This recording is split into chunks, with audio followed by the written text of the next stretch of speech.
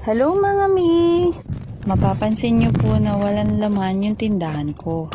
Alam niyo ba mga mi, isang buong linggo ko pinag-isipan na mamalengke ulit para makapagbukas ulit ako ng tindahan ko nang meron ng laman.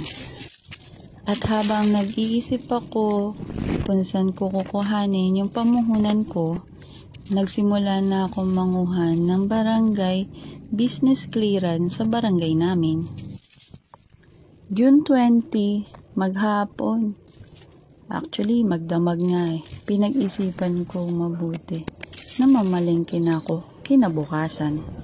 Nung buo na yung loob ko, ginamit ko na yung loan na meron ako sa G-Gives ko.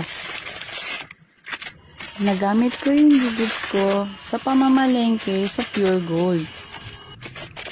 Kinuha ko na lahat ng kailangan ko, yung alam kong swak lang na laman ng tindahan ko. Alam kong kulang pa to, pero sa mga susunod sana, madagdagan pa. Bye-bye mga mi!